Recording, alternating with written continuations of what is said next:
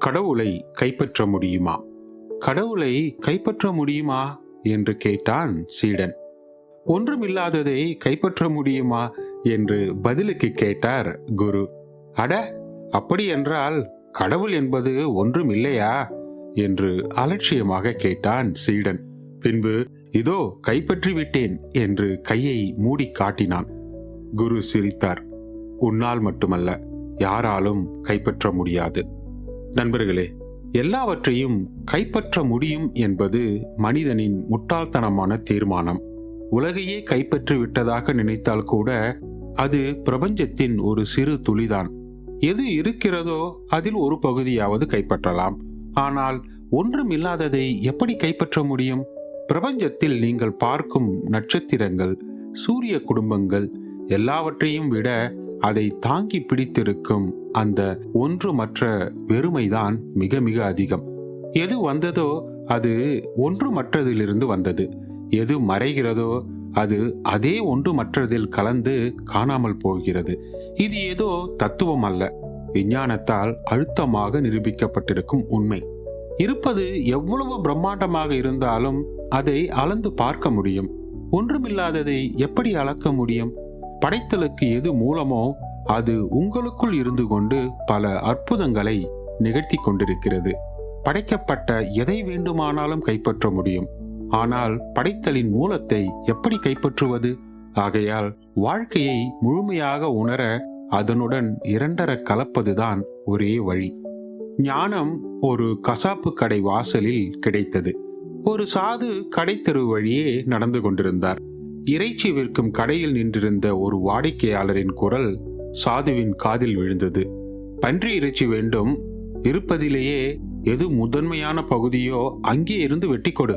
பின்பு கடைக்காரன் குரல் சொன்னது, இந்த இறைச்சியில் முதன்மை பகுதி என்று எதுவும் இல்லை. இதை கேட்டதும் சாது ஞானம் அடைந்தார். நண்பர்களே, ஞானம் அடைவதற்கு இரண்டு வழிகள் இருக்கின்றன. ஒன்று, எல்லாமே புனிதம் என்று பார்ப்பது. இரண்டாவது, எல்லாமே அசிங்கம் என்று பார்ப்பது. இரண்டிலும் பாரபட்சமற்ற தன்மை இருக்கிறது. இது உயர்ந்தது, இது தாழ்ந்தது என்று எந்த கணம் பிரிக்கிறீர்களோ அந்த கணமே ஞானோதயத்துக்கான கதவு அறைந்து மூடப்பட்டு விடுகிறது. புனிதம் என்றும் அசிங்கம் என்றும் பாகுபாடு எதையும் காட்டாதவர்கள்தான் மேன்மையான நிலைக்கு போகிறார்கள்.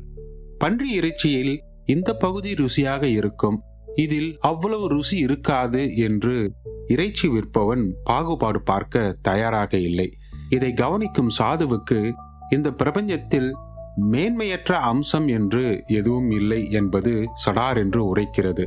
பகுதி பகுதியாக பிரிவினை செய்து ஒரு பகுதியை கொண்டாடி கொண்டும் மற்றதை அவதூறு சொல்லிக் கொண்டும் உலகத்தை பார்ப்பதை விடுத்து எல்லாவற்றையும் ஒருமித்த ஒன்றாகவே பார்க்க தொடங்குவதே ஞானத்துக்கான வழி என்பது விளங்குகிறது.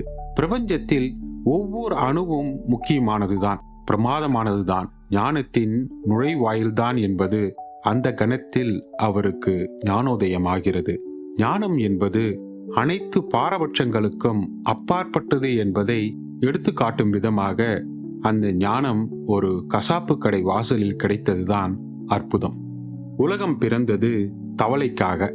வனத்தில் ஒரு தவளை குடும்பம் வசித்து வந்தது.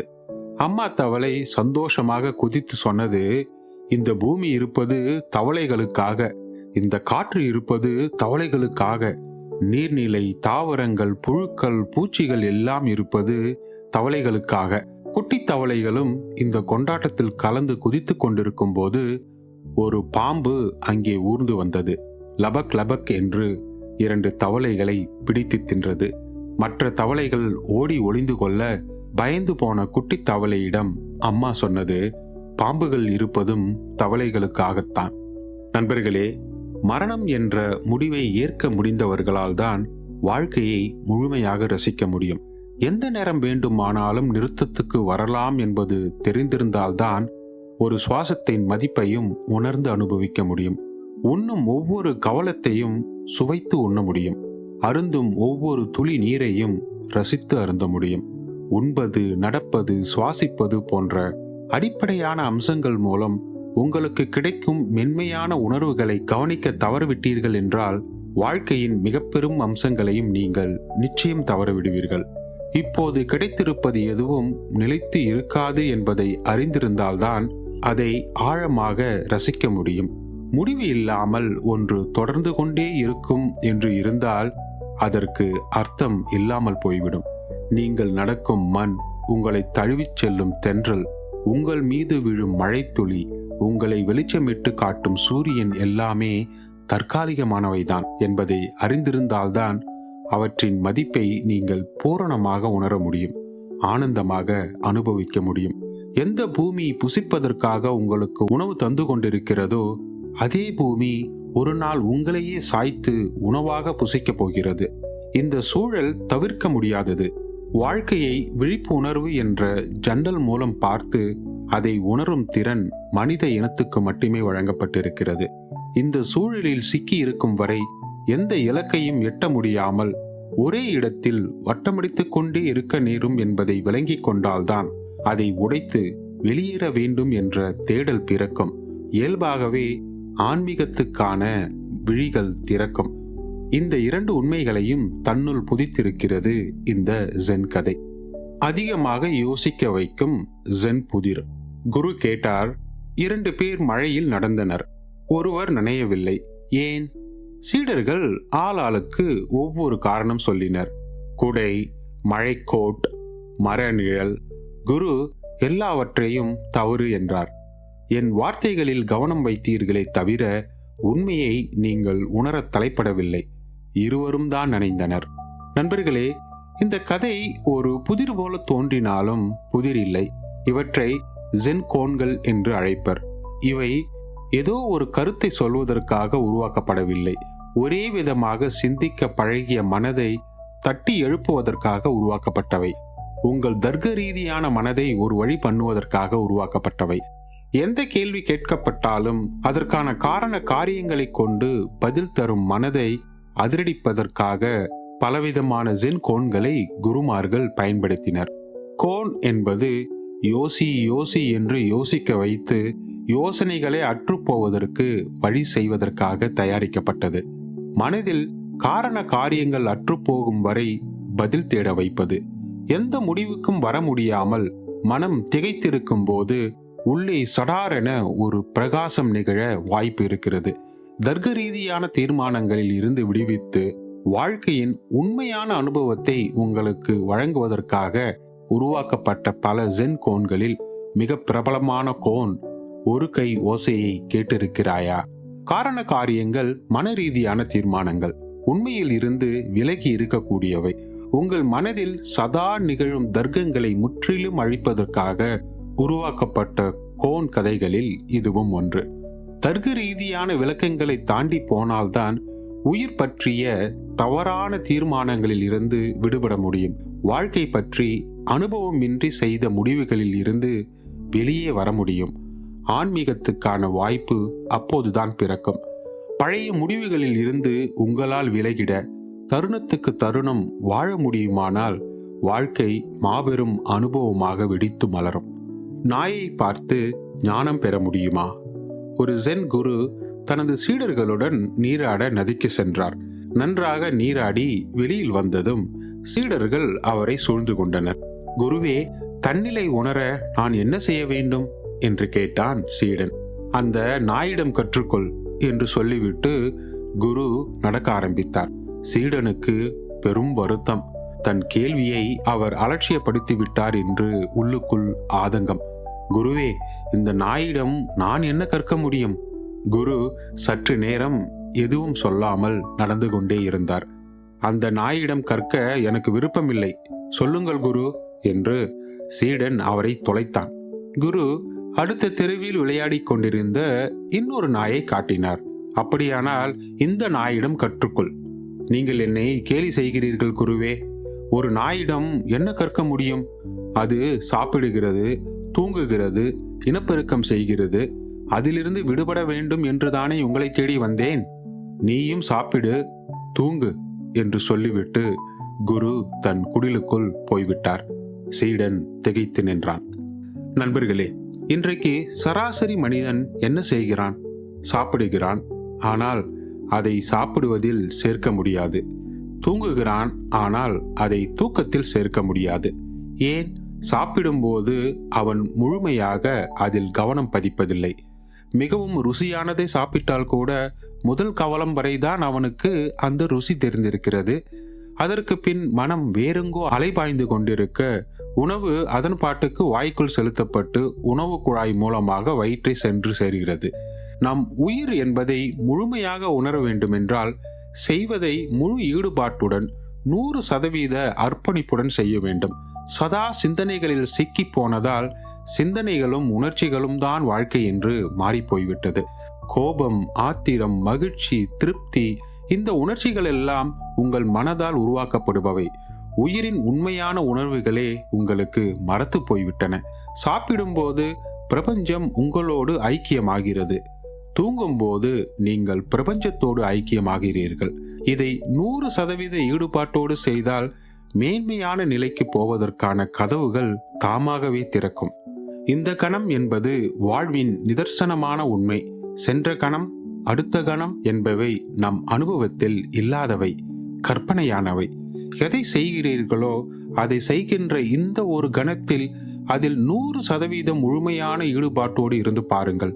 படைப்பை பற்றியோ படைத்தவனை பற்றியோ முழுமையாக உணர வேண்டுமென்றால் அது இந்த கணத்தில் மட்டுமே சாத்தியம். ஆனால் இந்த கணத்தில் பெரும்பாலும் நீங்கள் வேறேதோ பிரம்மையில் சிக்கி போகிறீர்கள். நாயைப் போல் இரு என்று சொன்னால் உண்ணும்போது முழுமையாக அதிலேயே ஒவ்வொரு கவலத்தையும் ஒவ்வொரு துளியையும் ரசித்து அது உள்ளே போய் என்ன ஆகிறது என்ற உணர்வுடன் உண்ணுங்கள். உறங்கும்போது இந்த உலகத்தையே நீங்கள் சுமப்பதாக நினைத்து கொள்ளாமல் சுமைகளை இறக்கி வைத்துவிட்டு முழுமையாக உறங்க செல்லுங்கள். இதைத்தான் அந்த ஜென் குரு சீடனுக்கு சொன்னார். செருப்பை மாற்றி போட்ட புத்தர். யாங் ஃபு என்ற இளைஞன் தன் பெற்றோரை நீங்கி குருவை தேடி புறப்பட்டான். வழியில் ஒரு ஜென் குருவை சந்தித்தான். ஆன்மீகத்தில் சிறக்க விரும்புவதாக அவரிடம் தெரிவித்தான். வேறு யாரோ ஒரு குருவை தேடி போவதை விட புத்தரையே நீ சந்திக்கலாமே என்றார் அவர். புத்தரா? அவரை எங்கே காண முடியும் என்று யாங் ஃபு பரபரத்தான். நீ வீட்டுக்கு திரும்பும் போது தோளில் போர்வை போர்த்தி காலணிகளை மாற்றி போட்டுக்கொண்டு ஒரு நபர் உன்னை எதிர்கொள்வார். அவரே புத்தர் என்றார் குரு. யாங் ஃபு அவசரமாக வீடு திரும்பினான். தன் மகனை வரவேற்கும் பரபரப்பில் அவன் தாய் காலணிகளை மாற்றி போட்டுக்கொண்டபடி தோளில் போர்த்திய போர்வையுடன் கதவை திறந்தார்.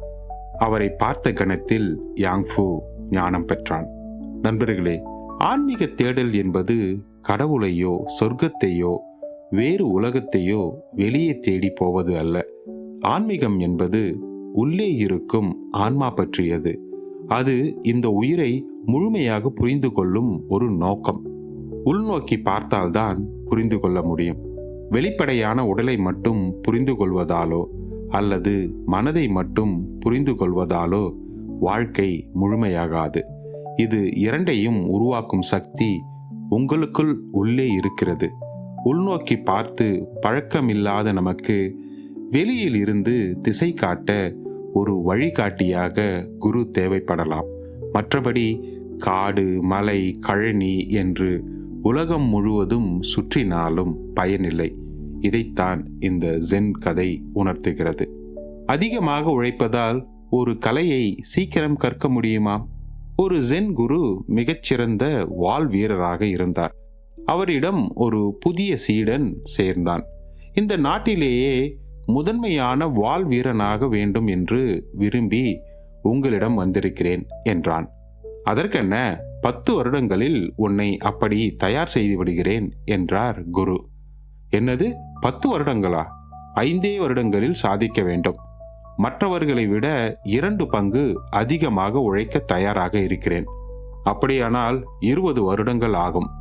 நண்பர்களே, வாழ்க்கை என்பது குறிப்பிட்ட நேரம் கிடைத்தால் கடுமையாக போராடி புரிந்து கொள்ள முடியும் என்பதல்ல. எந்த அளவு சுலபமாக வாழ்க்கையில் நீங்கள் நழுவி உங்களை பொருத்தி கொள்கிறீர்கள் என்பதுதான் முக்கியம். வாழ்க்கைக்கு மட்டுமல்ல, கலையின் எந்த வடிவத்துக்கும் இது பொருந்தும். உங்களை வருத்தி கொள்ள நீங்கள் நினைத்ததை அடைவதற்கு அதிக காலமாகும்.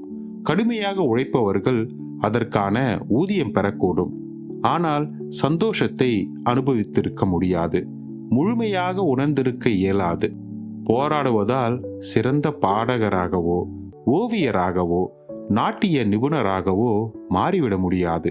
உழைப்பு அவசியம்தான், ஆனால் கடுமையாக உழைப்பதால் மட்டும் எதிலும் சிறந்து விளங்கிவிட முடியாது. திறன் என்பது கலையை நீங்கள் எப்படி பற்றி கொள்கிறீர்கள் என்பதை பொறுத்தது. அதைவிட அந்த கலை உங்களை பற்றி கொண்டு நீங்கள் அதில் கரைந்து போக முடிந்தால் நீங்கள் மிக மிகச் சிறந்த கலைஞராக விளங்குவீர்கள். வாழ்க்கையும் அப்படித்தான். அதை பற்றி கொள்ள விழைவதை விட வாழ்க்கை உங்களை பற்றி கொள்ள அனுமதியுங்கள். அற்புதங்கள் நிகழும்.